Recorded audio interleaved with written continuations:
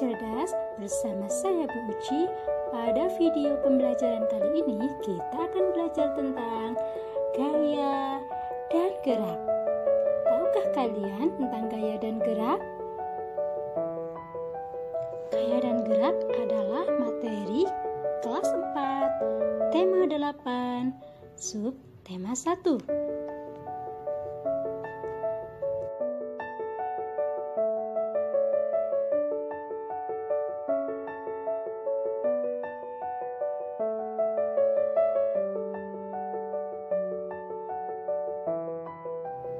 Tujuan pembelajarannya adalah mengenal dan memahami materi pembelajaran gaya dan gerak pada siswa kelas 4 sekolah dasar.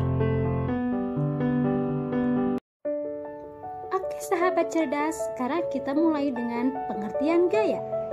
Gaya adalah suatu kekuatan yang mengakibatkan benda yang dikenainya dapat mengalami gerak, perubahan kedudukan, atau perubahan bentuk. Gaya juga dapat berarti tarikan atau dorongan.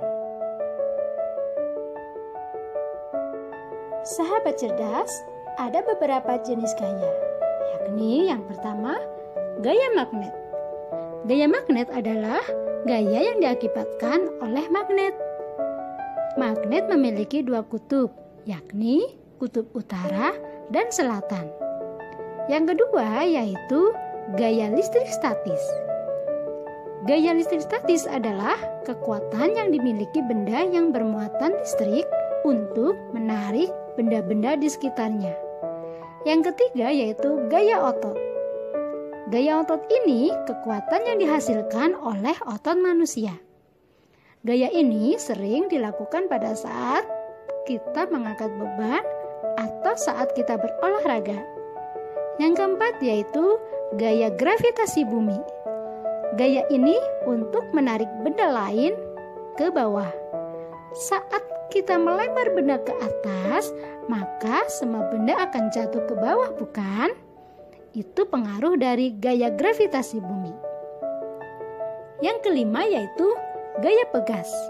Gaya pegas merupakan gaya yang dihasilkan oleh kerja benda elastis. Yang keenam yaitu gaya gesek. Gaya gesek ini terjadi jika kedua benda saling digesekkan. Maka antara kedua akan muncul gaya gesek. Gaya ini bisa menguntungkan dan juga bisa merugikan. Sahabat cerdas, berikutnya adalah pengertian tentang gerak.